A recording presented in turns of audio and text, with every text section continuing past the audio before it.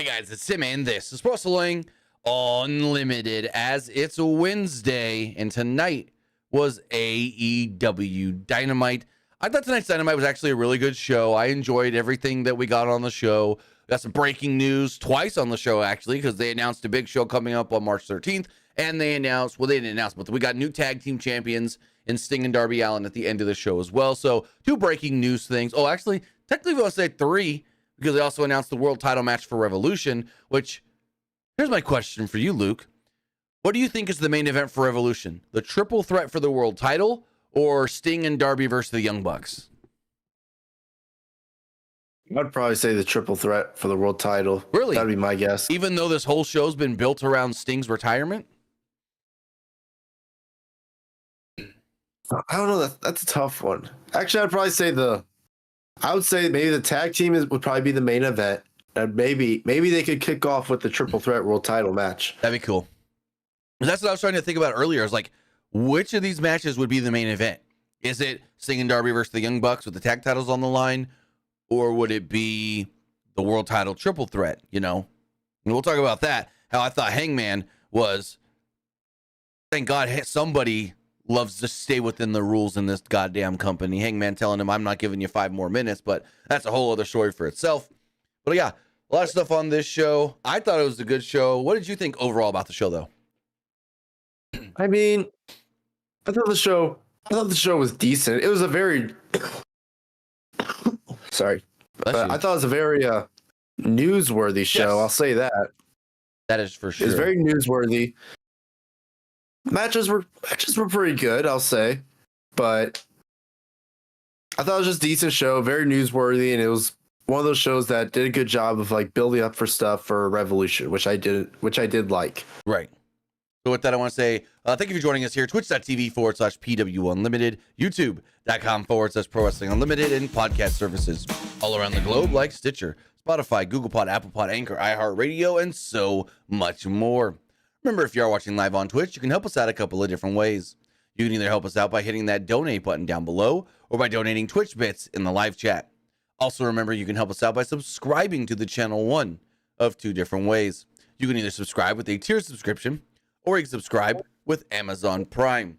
Because remember, if you have Amazon Prime, then you have Prime Gaming. Prime Gaming gives you a lot of cool things like free games, free stuff for games, and you always get 1 free subscription to any Twitch channel you want to subscribe to throughout the month.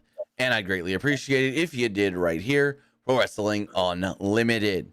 But remember, it doesn't just have to be your Amazon Prime account. It could be anybody's Amazon Prime account, whether it's your mother, your father, your brother, your sister, your grandma, your grandpa, your auntie, your uncle, anybody. You just link it to your Amazon. You link their Amazon to your Twitch. Bada bing, bada boom. You're good. Also, remember to head over to YouTube. Hit that subscribe button. That way you know when we go live. That way you know when we post new videos. That way you know when we post on the community tab. And hit that join button. Hit the join button to become a channel member and support the channel. And finally, if you want to get your comment, question, or concern read live on the air, you can do so by donating a super chat. Also, head over to the Epic Game Store. And when buying something on the Epic Game Store, or maybe not buying something and just claiming something that's free, use this code right here, PWU Unlimited at checkout. Hell, Disney just announced today that they've invested $1.5 billion into Epic because they're building out basically a Disney universe within Fortnite, which I think is going to be its own game within Fortnite, like we've got with Lego Rocket Racing and Festival.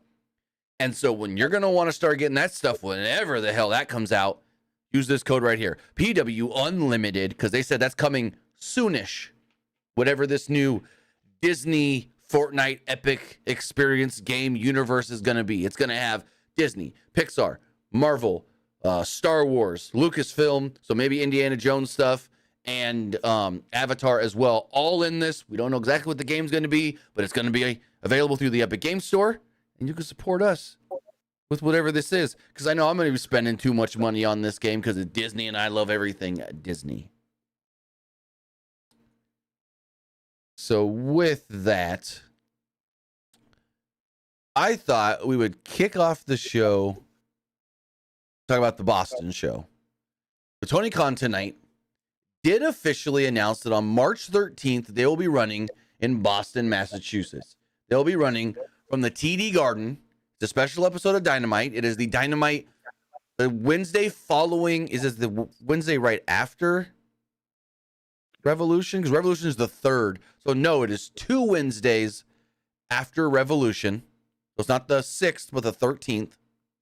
And they'll be running what they call AEW Big Business. Let me read you the press release really fast. It says, quote, during tonight's live event of AEW Dynamite from the Footprint Center in Phoenix, Arizona, AEW CEO Tony Khan announced that the promotion will return to Boston on Wednesday, March 13th at the TD Garden with AEW Big Business live on TBS. The announcement marks AEW's second show at TD Garden after AEW Dynamite Blood and Guts last summer, which featured the 3rd annual installment of the, however you say this name, Epomius match, whatever. The match around this time around, fans can expect more incredible moments during this historic edition of AEW Dynamite. Tickets go on sale this weekend. They say Boston is the perfect home for AEW Big Business, which will be a major moment in history for All Elite Wrestling, says Tony Khan. You'll have a chance to be part of this once in a lifetime moment, either by joining us live at the TD Garden or watching live on TBS on Wednesday, March 13th. So I'm going to pull up this graphic here on the screen, because this is the graphic for Big Business, and I just opened the wrong thing. But this is the graphic for Big Business. And we already know what Big Business is. Big Business, I'll just say it right now, Big Business is where Mercedes Mone is going to debut. So what do you think of this, Luke? Why find the graphic real fast? I mean, once TD Garden announced it, I was like, oh, this is pretty obvious that it's going to be the show that Mercedes Mone is going to debut on. Because here's the thing, Tony Khan loves those like hometown stuff, like whether that's like a hometown victory of a championship or those hometown debuts. Like Tony Khan loves that stuff. So this honestly makes a lot of sense. So we see here the graphic for Big Business. We got the cool logo. Kind of looks like, Sasha Banks graphics. We got over here. Let me see if I can zoom in there. We got over here the letter signs that looks like the S's, like when we saw her graphics in WWE. It says Boston with 2 S's and dollar signs here. And it's like, you don't need to be a rocket scientist to know what's going on. Mercedes Mone is coming to the AEW. Apparently she's been signed for a little while now, but they're waiting essentially a little over a month for the big debut because they feel like she's gonna do big numbers. And why waste that at the pay-per-view that's already sold out? Why waste her surprise debut at the pay-per-view when they don't need to sell any more tickets? So what they're going to do is they're going to sell tickets for this show, Big Business, and then go from there and see how that goes. But here's my issue. Like, whatever, sign whoever you want, bring whoever you want to AEW, do whatever you're going to do. But is this going to be any different from any other big name they've signed? What happened to Adam Copeland? Like, he wrestles Griff Garrison and Lee Moriarty on Collision now. Heck, I haven't even seen him in 2-3 weeks. Like, they sign too many people, and then they just become guys on the roster. Other people in the company. Not many people in AEW stand out above the rest, in my opinion, and that's a problem here. You would think bringing in somebody like a Mercedes, who, in my opinion, and I keep saying my opinion because I have no inside knowledge on any of this. In my opinion, she's going to do ratings for a week, maybe the second week if she gets announced for a big match. And then who's going to care? She's going to have those Mercedes fans. She's got a loyal fan base, but that's a super small, minute percentage of the wrestling community. Most people that I've talked to when asking them, and I've been trying to gauge like fan interest, what do you think if Mercedes goes to AEW? Are you excited for Mercedes to go into AEW? And I keep getting the, we'll see. Because there's no real, what's the word I'm looking for? Like confidence in Tony Khan even booking her super well. And then B, who knows how she's even going to be?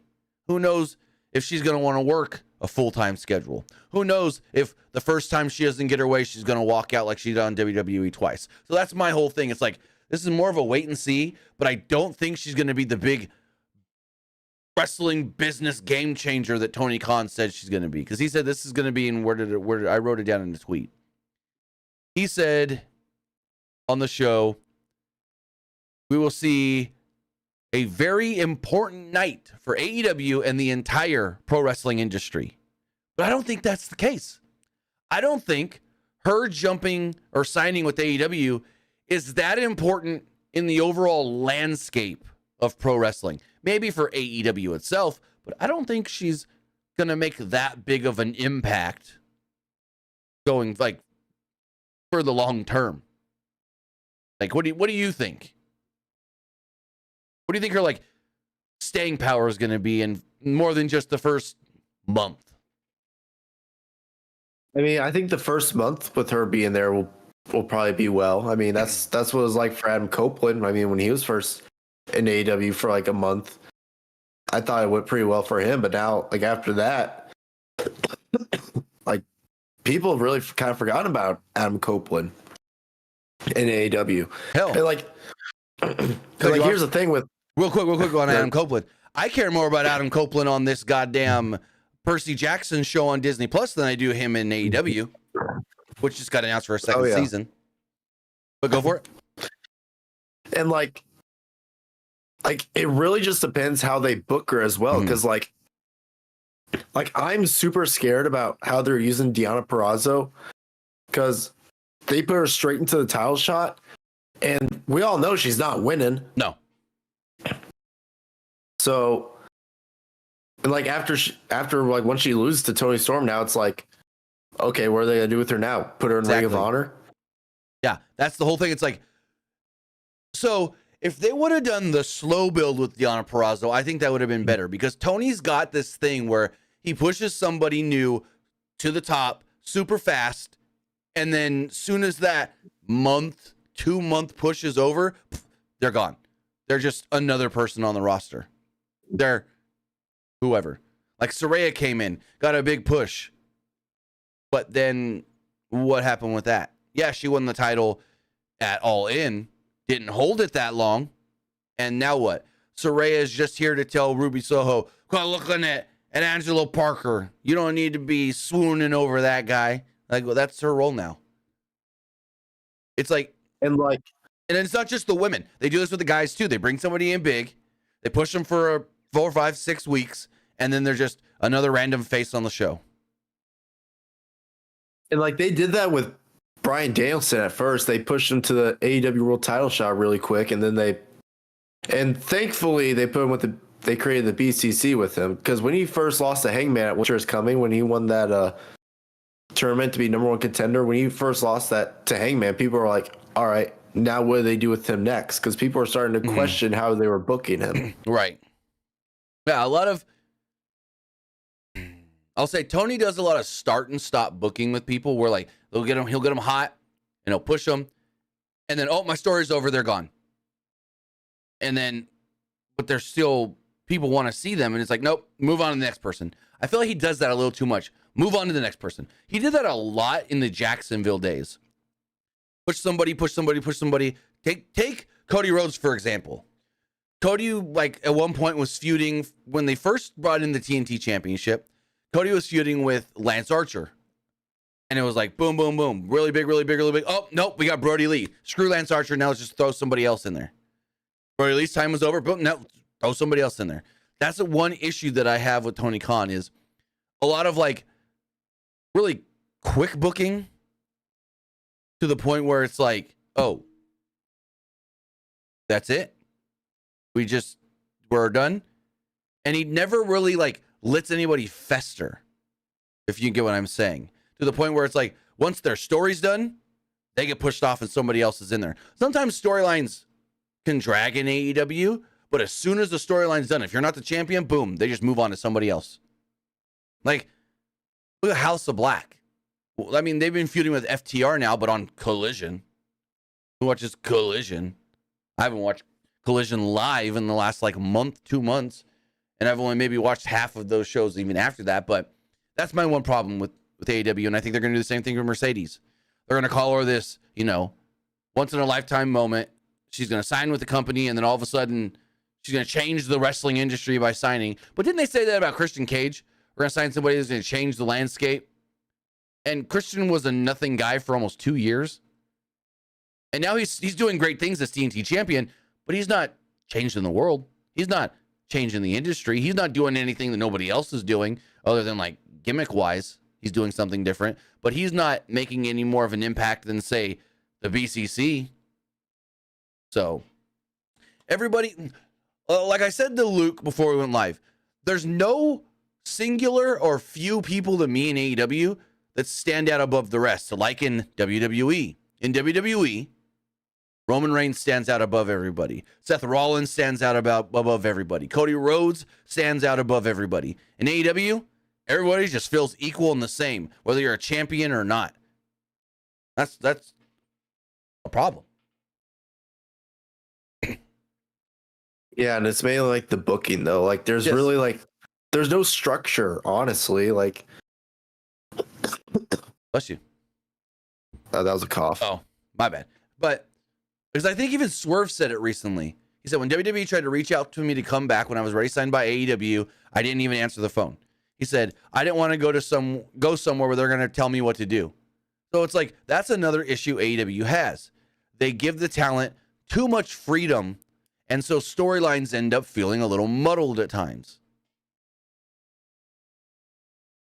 Which, yes, that is a big problem. I know some wrestlers really like that, but at the same time, it's like, if you're giving wrestlers too much freedom, it's going to start to become chaotic. Now, there's a difference between having freedom and being scripted. I know there are wrestlers that, I don't like my promos to be scripted. Or there are actually some wrestlers that go, no, I prefer to be scripted. That's one thing. But when you're giving wrestlers freedom over their storyline, we're going back to WCW now, and it's Hulk Hogan saying, I don't want to lose to that guy. Because, I mean, Dave Meltzer has said it a couple times. There are some people in this company, and he's alluded to House of Black guys, and maybe even FTR, they don't like to lose, and they'll tell Tony straight up, I ain't losing. So what happens when Mercedes is like, I'm not losing to this person, and Tony says you have to? What is she going to walk out? Again, like I said, she did it in WWE twice. Remember when Pac walked out in WWE because he didn't want to lose to Enzo? Yeah, but that's Enzo. They were trying to fire that guy. They were trying to fire him anyways. So, but I get what you're saying. And where's Pac been in AEW? Pretty sure he's still been hurt though. I heard that he's good to go. Like within the last couple of weeks, month or so. He's a guy that Triple H would probably push pretty hard. Yes, there are a couple guys in AEW that hindsight 2020 now probably wish they would have stayed in WWE, like a Undisputed Era. Just think where Adam Cole. Just think where Adam Cole would be if with Triple H in charge of the main roster now and Vince not having a single input. Well, the Adam Cole one's a little different though. But why? Well, didn't he leave because Bruce Pritchard didn't really like him and he was going to change his name?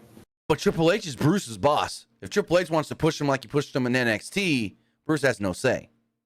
Right, but like at the time, like who was going to predict that Triple H is going to be in charge on the main roster? That's what I'm saying. If these people would have known back then what we know now, maybe staying would have been better-ish. But that's why now there's a lot of people, or not a lot of people, there's like a handful of people. Andrade was the first one. Oh, Vince is gone. I'm coming back. Vince is gone. Yep. I will work for you guys again. Malachi Black might be the same way. Buddy Matthews might be the same way. And who else? Did you see the report that Malachi Black and Buddy Matthews said they might be going back to WWE once their contract expire? So I saw it, but I think it was taken out of context because they never actually said that themselves. So yeah, I know what you're talking about, but I think it may have been taken a little out of context. Magnum Morton in Twitch chat says Britt Baker was another reason why Adam left. I mean, true. I mean, kinda. But if that was I know Adam said in an interview that like when he was in WWE, he barely got to see Britt. So I mean, maybe he just went there because he wanted to see Britt more. Oh, but Triple H is a good eye for talent. Maybe he'll sign them both. Oh, I don't think Britt's going to WWE. I don't see it. I don't see why not, especially now with Triple H. I think a lot of people that you wouldn't have thought would have gone 3 years ago would go now. And like I said, they tried to get Mercedes back, but they were off on money. Mercedes wanted big money, and they felt, you're not worth the money you want. And they were like, talks have ended because they couldn't agree on the money. Well, she wanted more money than what Charlotte got on her new deal. And Charlotte got like the biggest woman's deal ever. So I'm going to say right now, and I don't care if people clip this and don't like this, Sasha Banks, Mercedes Moné is not a Charlotte Flair. I'm going to say it right now. So I agree with that. We'll see how it goes. We got 5 weeks till her debut. And for everybody on Twitter that are going, I knew it, I predicted it, I should be a wrestling reporter. Yeah, everybody predicted this one.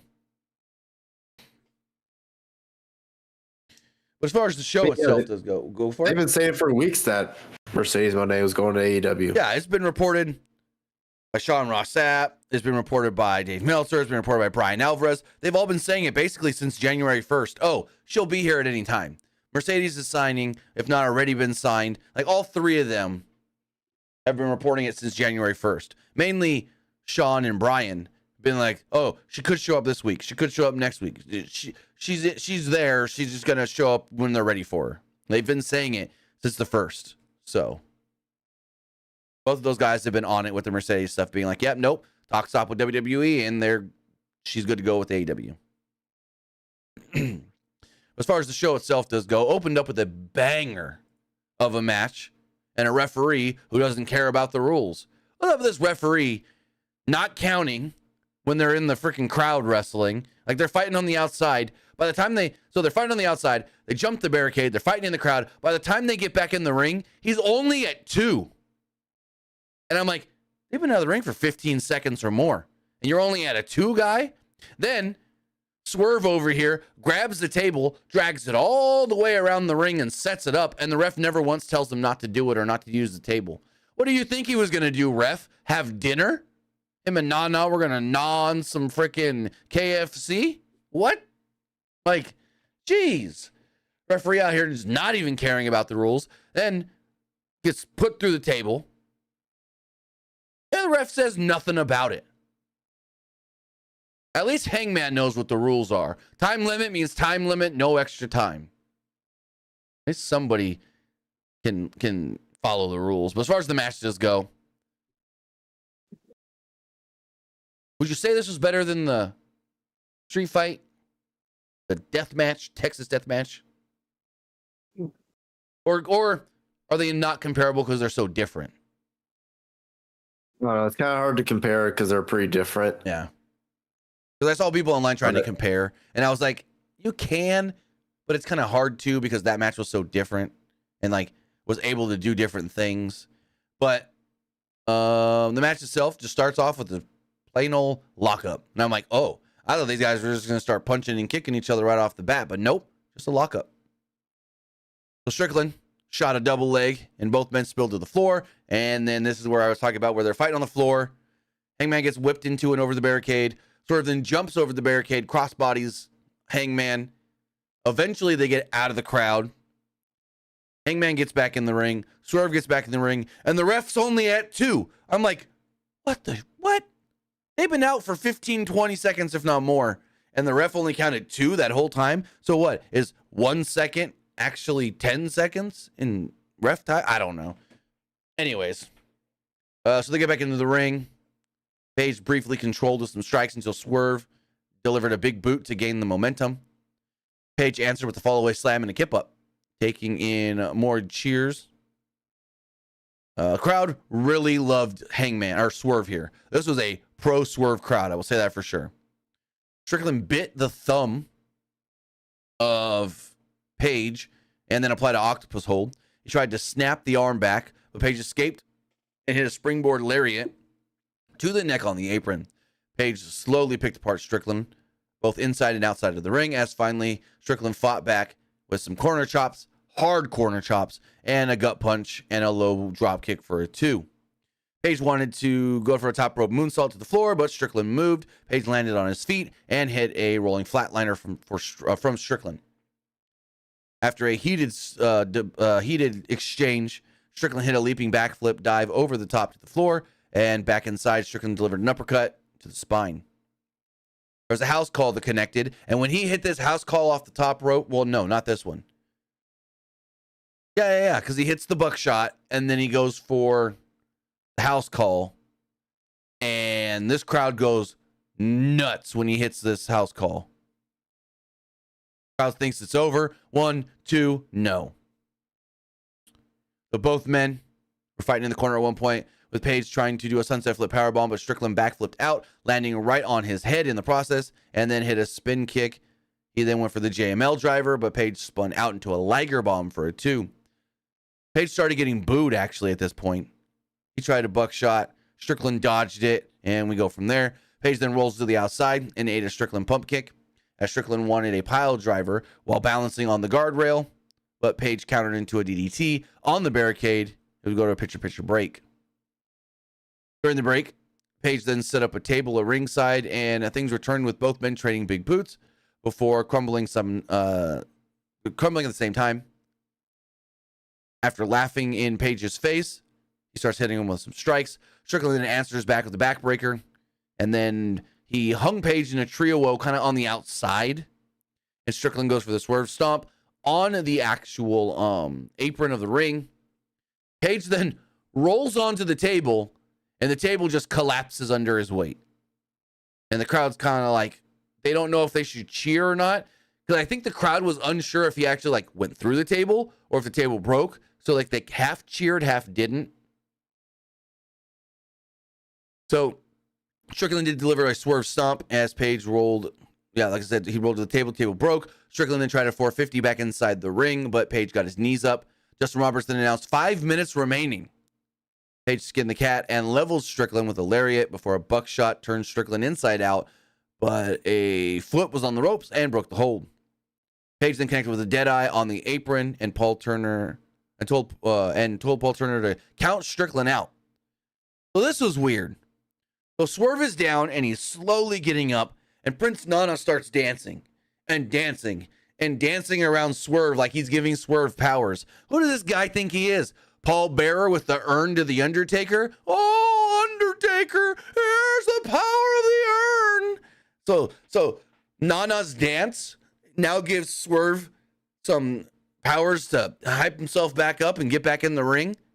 That was kind of weird, because he's just sitting there dancing right around Swerve, just dancing. And then finally Swerve gets in by 9. I'm like, what did that do for anything? That was kind of weird.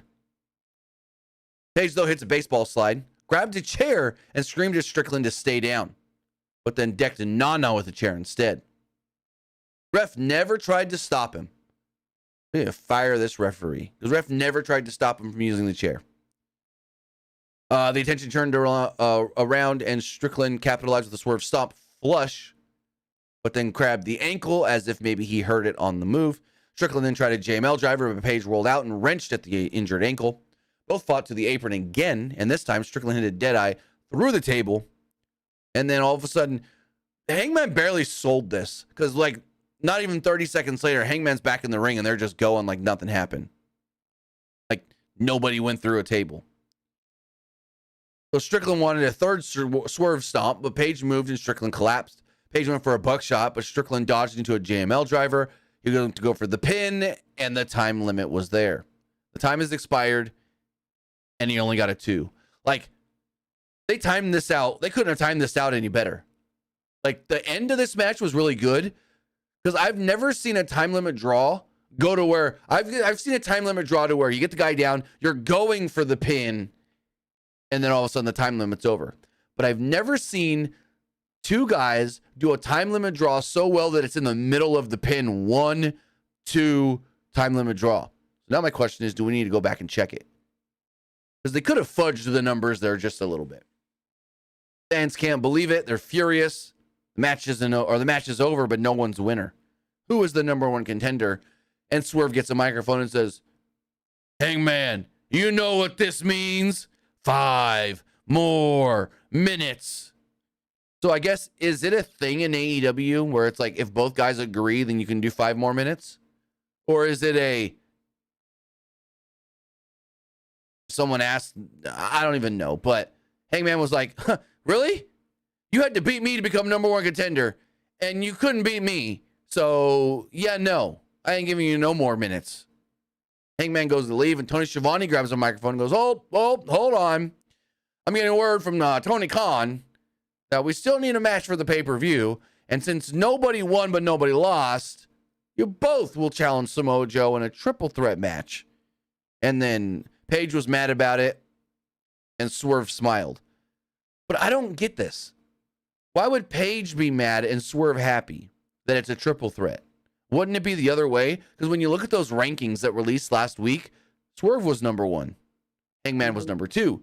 So if you come out of this match where nobody technically won, you go back to the rankings and the match, the title match should just go to Swerve.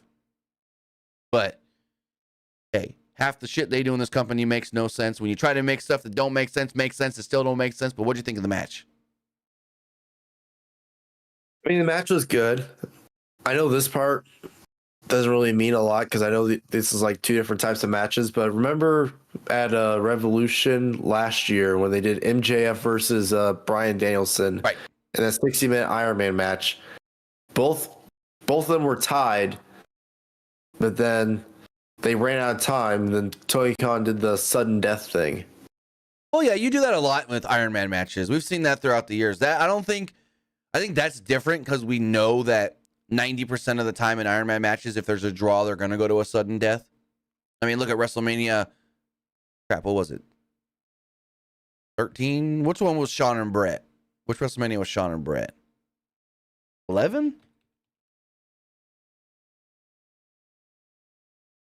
I always forget.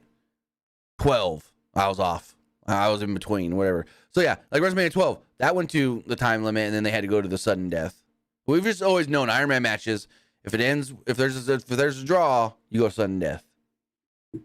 But it's right. Like there's a time limit for a reason. If we're just gonna willy-nilly give extra time after you already say this match only has a 30-minute time limit, then why put the time limit on it at all? You know what I mean? Why put the time limit on it at all if you're just gonna give extra time? And I get what someone's gonna say, but it's all scripted anyways. What does it matter? I mean, we're supposed to think it's real. So make us feel like it's real. So go for it. Were you about to say something? Oh, I was just going to keep on going with what was next. I know we talked about this earlier, but Jonathan said CM Punk went to WWE once Vince left. Well, I'm pretty sure he wanted to go back even when Vince was there, but Vince said no. Correct. So he's like, fine. That's the only reason he went to AEW, because Vince wouldn't take him back. He didn't want to go to AEW at first. AEW made him an offer in 2019. He told him no. He then tried to go for it. Well, I'm pretty sure reason why he declined it because of how unprofessional they tried negotiating with him, because they tried talking to him over text. He didn't like that. That was the rumor, that he didn't like the way that they were trying to do business, and it was the Young Bucks coming at him. He wanted to talk to the boss, Tony Khan, and he tried to see if there was any way he can go to WWE. Vince never wanted him back, and so that's why he eventually went to AEW. Everyone's saying, oh, he only went to WWE because AEW fired him. If WWE would have taken him, he would have never gone to AEW, is the whole thing. So, yeah. Renee Paquette's backstage with Samoa Joe. She said, what are your thoughts on it being a triple threat? Basically, Joe laughs and goes, they don't want me to be the champion anyways. So whatever they can do to stack the odds against me, they're going to do. But both men are going to suffer. So, should be a good match, I will say. I think this will be a good match at the pay-per-view.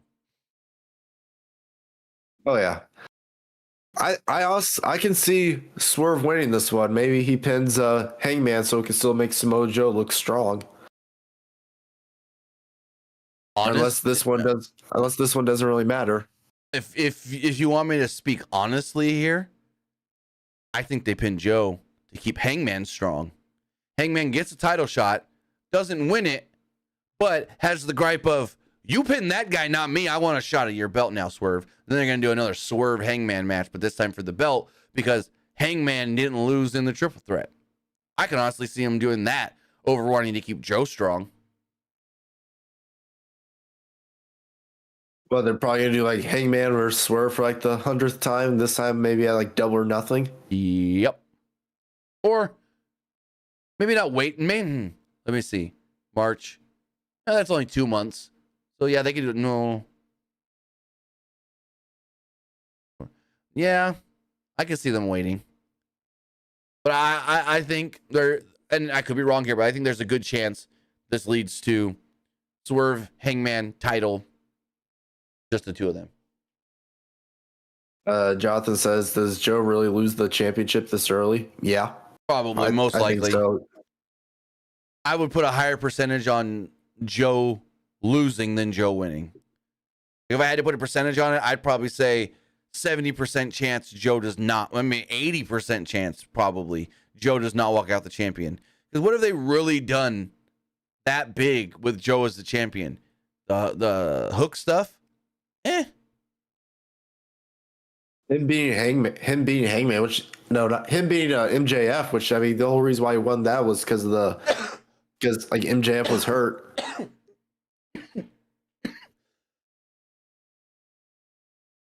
Yeah, and it was basically the storyline of course MJF's going to lose. He's all messed up right now. So, And for people to like keep saying like, "Oh, MJF could still go to WWE," no, he's not going back. He's not going to WWE. if MJF, here's the thing. MJF's contract was supposed to be up on January 1st. If his contract for real was up on January 1st, we would have known that. You know what the real bidding war of 2024 is? What? Braun Breaker to Raw or SmackDown. Screw MJF. It's who's getting Braun Breaker. They both want him. Adam Pearce and Nick Aldis both want Braun. So that's the real bidding war of 2024. Who gets Braun Breaker? So, yeah. I think I feel like Raw might get him. I can see it. But it's the whole thing with MJF. If his contract really was up, we would have known about it a month ago. His contract's not up. He re-signed a while ago. And it's really a disappointment because they tried to kind of play it up at the end of the year and they didn't really. Now, I think they removed him from the roster page to try and play it up. But like, who's looking at their roster page? Not many fans. Well, they did that with Wardlow to do the whole him and MJF stuff, which no one was buying that. Yeah, no. Like, anytime they remove someone from the roster page, a lot of times it means nothing unless there's actually like news of them leaving. Right.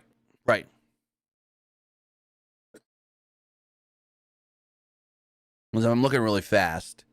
It would be right here. M A B C D E F G H I J. Yeah, he's not on the roster page. What, he was supposed to think he left? No. He'll be back soon. Heck, I could see him staying out all the way till Adam Cole's cleared, which who knows how long that's going to be.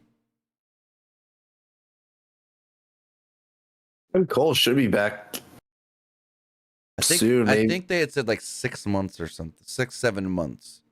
The minimum. Jesus. Well, he ruptured his ankle in 3 places. Yeah, big.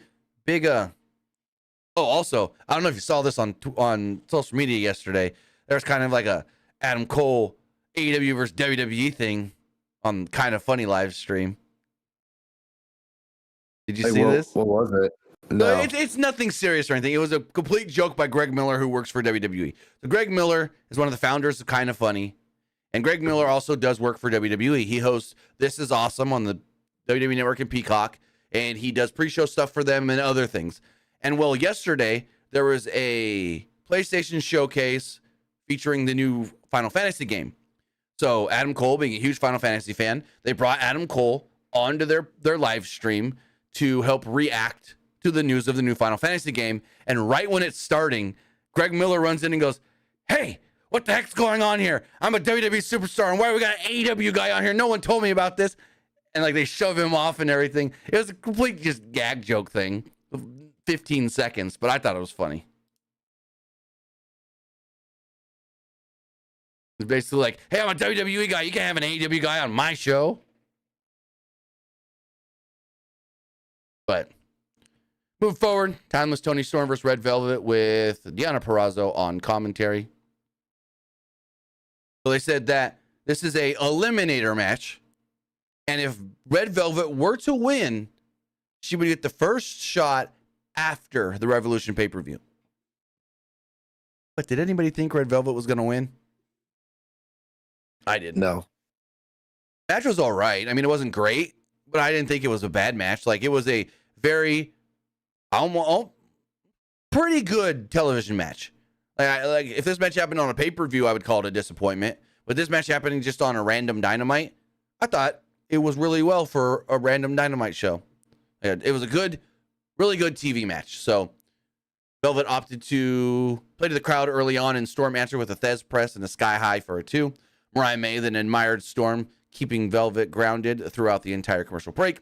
Velvet mounted her comeback with some strikes and another leg lariat before a Cazadora Bulldog led to a double knees to the back. Velvet then tried a corner charge, but Storm swept the leg, sending Velvet face first into the buckle. Basically, she hit the bad knee.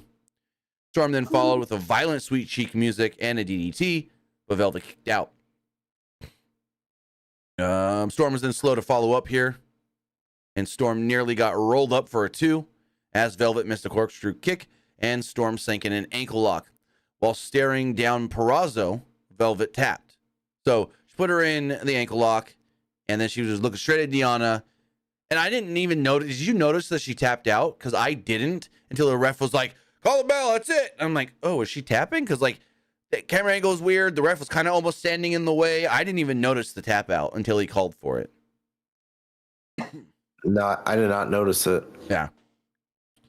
So Tony Storm Tony Storm lets go. Purrazzo gets in the ring.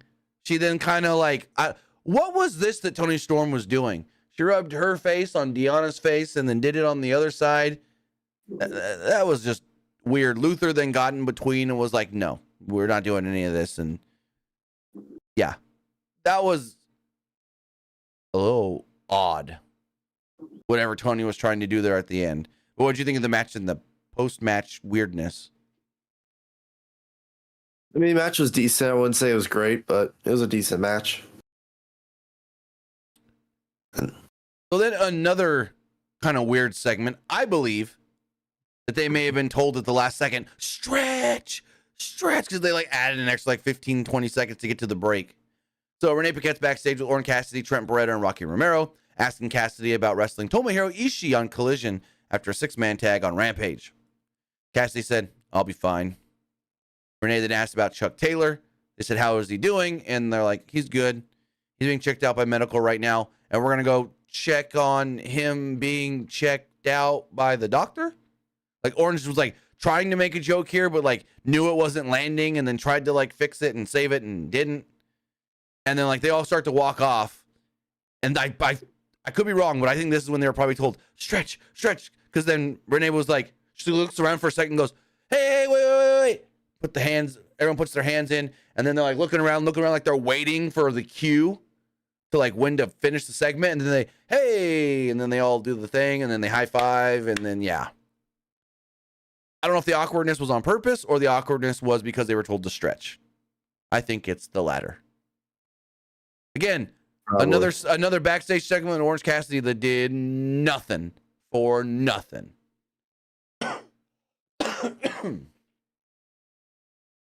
Then we get a match. It's Jon Moxley, Bryan Danielson, and Claudio Castagnoli against Mascara Dorada, Volador Jr., and Hechicero.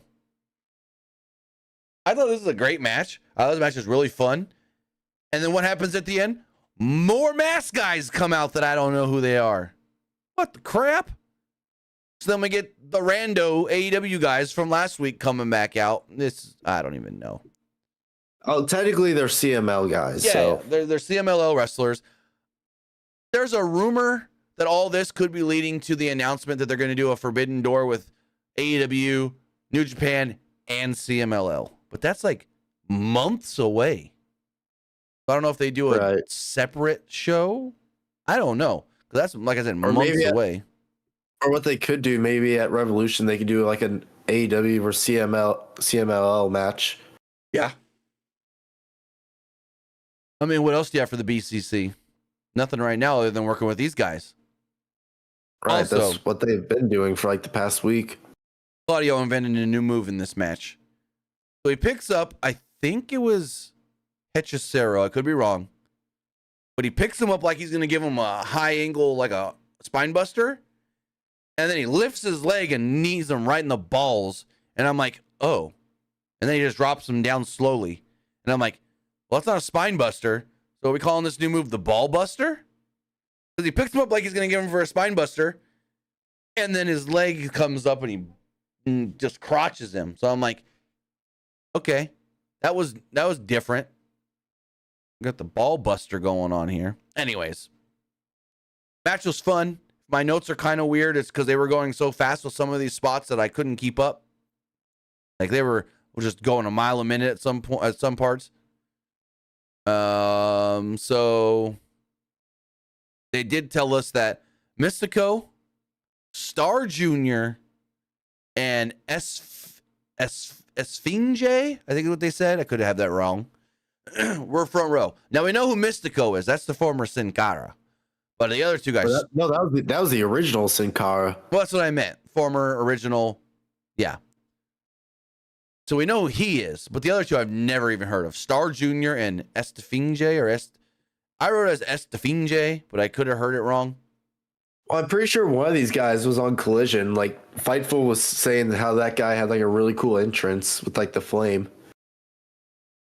Whoa, Hechicero. It was Hechicero because he worked Danielson last week on Collision.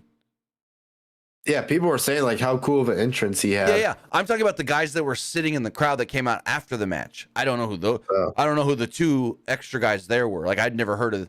Like at least with Hechicero, with Volador Jr. and Mascara Dorada, I have heard of all of them, and I have at least seen them all once before.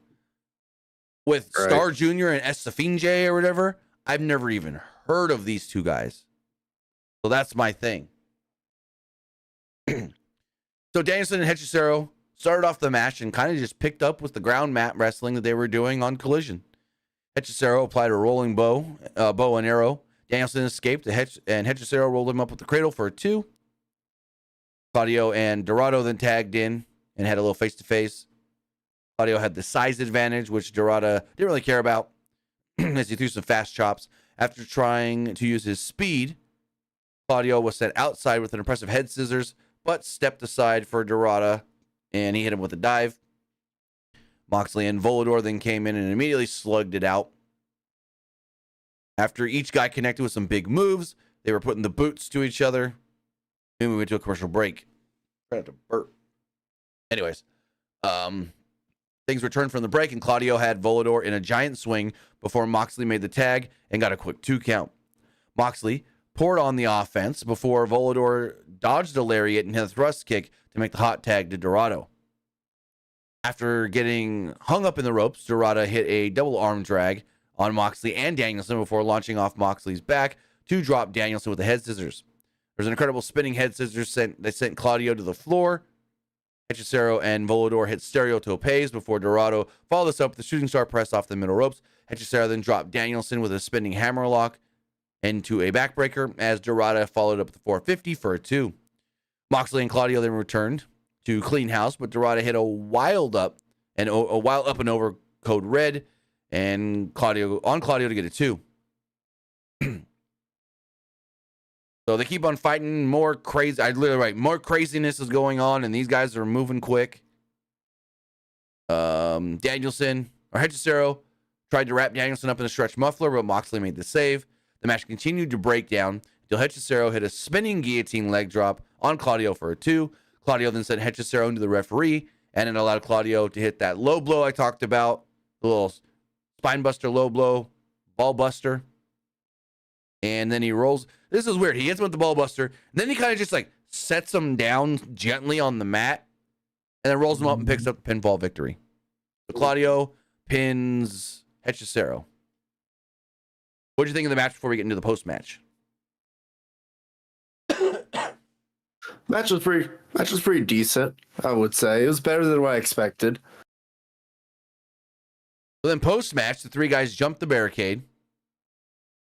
and they're surrounding the ring. BCC are outnumbered. When out comes Matt Sydal, Christopher Daniels, Matt Menard, and Angelo Parker. And there's 12 men now staring at each other. And I'm like, where the hell is this leading to? Is this going to be a 12-man tag at the pay-per-view? Like, if it is, oh boy. Oofa. So, I don't know where this is leading to, but we got the randos again. The guys that never really do much of anything anyways. Matt Sydal, Christopher Daniels, and 2.0. I mean, I feel like if they do this match at the pay-per-view, I feel like a lot of people aren't going to like care about this one because most of these CML guys, nobody knows who they are. Unless Mystico, everyone knows Mystico, but right. But plus, when you're doing a 12-man tag, guys are in there for what, a minute at a time? Not even enough time to really get much in. Right. So we go to the back, and Chuck Taylor's being attacked. They told us earlier that he was in the trainer's room being checked on. Well, they pulled him out of there. He's being attacked by the Undisputed Kingdom. Adam Cole then said, "Get well soon, Chuck." And then, yeah. I don't know what this is leading to. I know back in the day there was a deal with Adam Cole and Chuck Taylor over the PWG title. So could this be a callback all the way to that? Because Chuck Taylor was the PWG champion. Adam Cole and him feuded over that belt. But I don't know. Is this a PWG callback? Him saying, "Get well soon, Chuck." When he was Chucky T, Chuck Taylor. I don't know. I think that's kind of cool, actually. I didn't even think about that. Yeah. People forget Chuck Taylor was PWG champion. Because, like, they feuded like over. Kind of forgot. I'm pretty sure they feuded over. Go for it. I feel like people kind of forgot about PWG now. Yeah. Because I know they feuded over the belt, and then Chuck Taylor at times would make fun of Adam Cole on commentary. Right.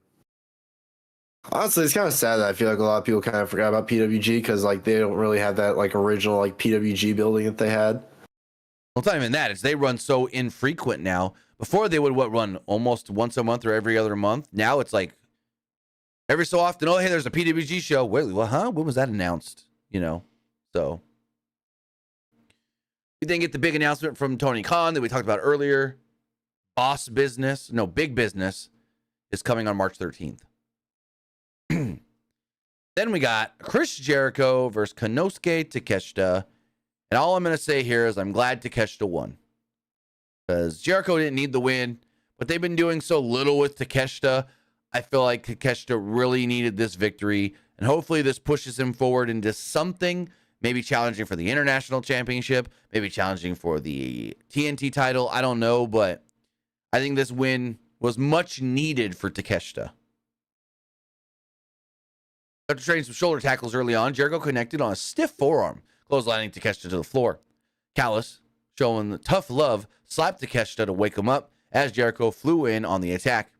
Takeshita then promptly turned the tables and was relentless, dropping Jericho with a brainbuster on the floor.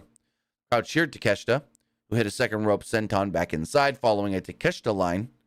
Jericho then went up and over in the corner and connected with a double axe handle. Hobbs tripped his leg, allowing Takeshita to regain control. Hobbs was then cracked over the back with a steel chair by Sammy Guevara. Hobbs no-sold the chair shot, and then Guevara hit him with a cutter. Hobbs then stumbled around, and Guevara decked him with a brutal unprotected chair shot. Like, this looked bad. He was just straight to the head. Bah! Like that Sean Spears Cody chair shot from years back that messed up Cody. It was not smart. I don't care who you are. Don't take a shot to the head like this. They fought in the crowd and disappeared. Jericho then sent Takeshita to the floor and put on the demon mask that Takeshita was wearing during his entrance to try to do a dive. But I guess Takeshita moved at the last second and Jericho just crashed on the floor. Jericho couldn't see. Basically, they were trying to play like Jericho couldn't see where Takeshita was to actually hit the dive. Go to a break. When we come back, Takeshita delivers an F5 and a violent running big boot. He then sent Jericho's head snapping against the ropes.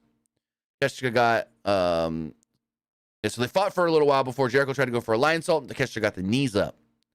There was a forearm battle that ensued as Jericho attempted the walls of Jericho, which Takeshita rolled through. He tried a crunchy roll, but he mistimed it, and it kind of looked awkward, like they botched something. They followed this up, though, with the wheelbarrow German that landed pretty good. Takeshita hit another Takeshita line, but it was countered in mid-move by a code breaker. Jericho then hit a bulldog, and then another lion salt. Takeshita countered the lion salt, though, with a Blue Thunder bomb and got a 2 off of it. There was then an avalanche Blue Thunder bomb for a close 2. Jericho's head bounced off the apron very hard here. Takeshita then hit a power drive knee. Tried to go for another, and Jericho blocked it into a walls of Jericho. Callis then threw a chair in the ring to distract the referee.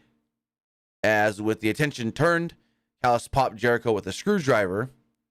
Takeshita then locked in the walls of Jericho. Jericho almost faded, with the arm dropping twice. So Takeshita switched to a lion tamer position, and Jericho immediately tapped out.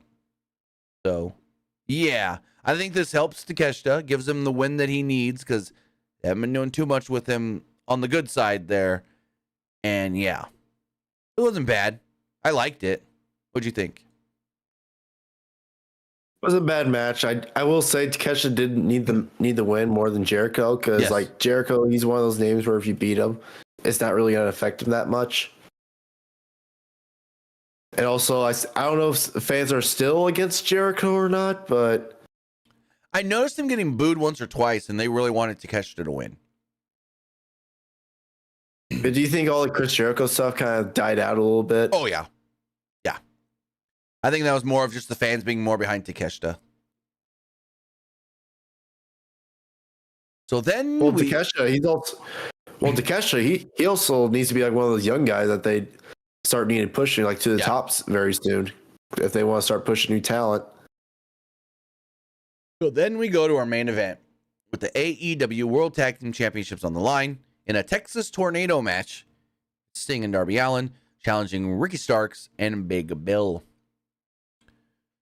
So Sting's sons were at ringside, and he hugged them before the match started, and they played up to what we saw after the match as well. So remember, bell sounds, and Bill immediately slammed Allin into the guardrail right in front of Sting's family, while Sting and Starks brawled it out into the crowd, but Sting disappeared after some time. Bill and Starks then beat up Darby 2-on-1, and then we see a balcony, and we see Sting. And I go, this man has a death wish. 64-year-old Sting jumped off the balcony onto the 3 wrestlers below. Then we go to a break. I'm like, God damn, this guy. You've been hanging around Darby too long, old Steve Borden. So when things returned, Sting hit a stinger splash against the barricade on Bill, who kind of no-sold it and then ran through Sting. Allin tried a tope on Bill, who caught him in midair with the, oh my God, this like Boss Man Slam or Black Hole Slam, whichever it was, looked amazing. Just the way Darby's flying through the ropes for the dive. Bill grabs him, swings him around, and then hits the slam. This looked so great. This was an awesome looking move. Incredible. Back in the ring, Bill lifted Allin up for a choke before being slammed down, bouncing Allen's head right off the mat like a big ping pong ball. Bill and Starks then set up a table at ringside as Starks called for Bill to press Allin over the top rope through that table. Sting made the save. He fought off both men. Sting then ran wild, ultimately dodging a Bill Big Boot, crotching the big man in the process. Starks then snuck up from behind and laid out Sting with a Scorpion Death Drop as Allin broke the pin. Allin and Starks then slugged it out before Starks back dropped off the corner and tweaked his ankle. Sting and Darby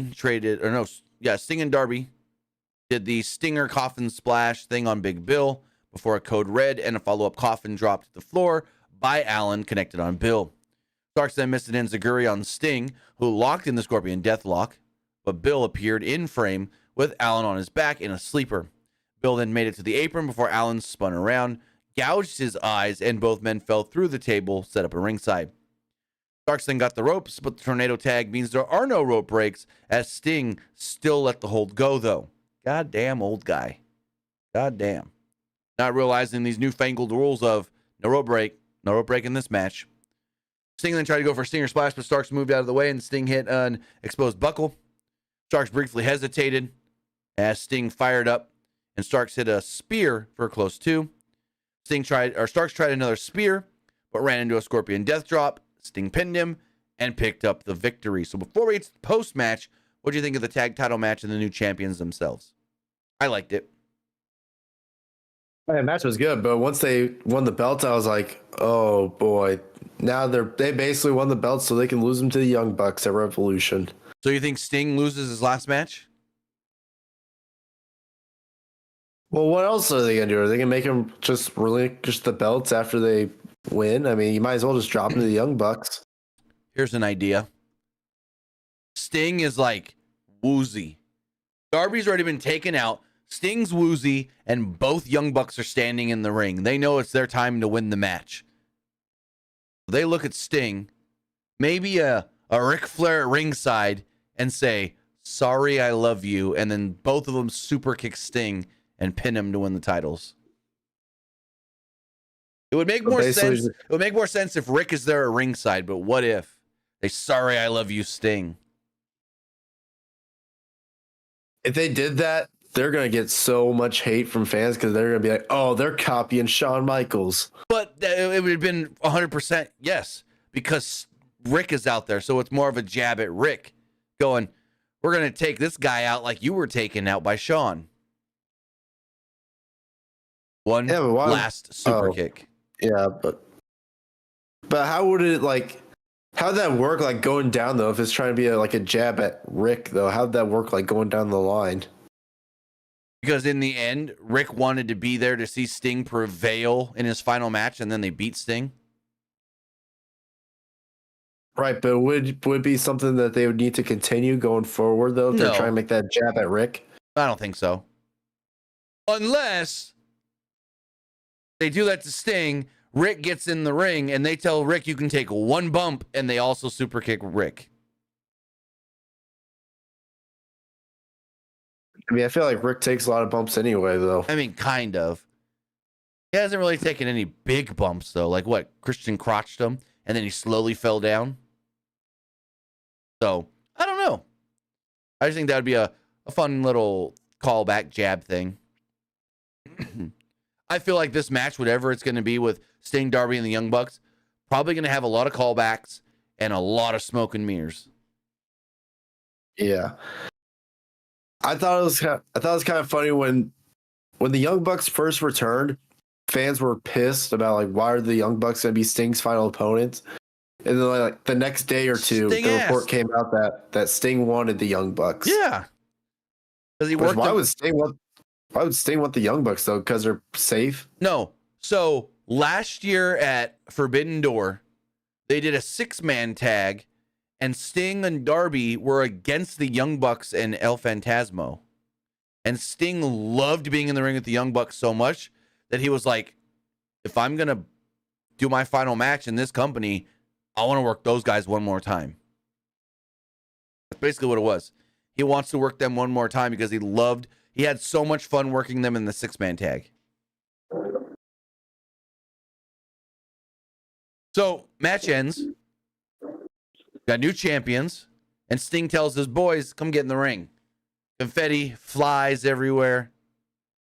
And Taz asks, Sting looks a little dejected for some reason. And then Taz asks what this means, as Sting is set to retire next month. And how's he going to be a champion? This and that, blah, blah, blah. And then they get attacked from behind by the Young Bucks. Matthew and Nicholas appear wearing all white, and they have white baseball bats. Now, I liked the all white for 2 different reasons. I liked the all white because when Darby started bleeding, what a visual of all that blood on them. But do you know the other reason why they were all white? And this is just a hunch, but could you maybe think of another reason why they would have wore all white?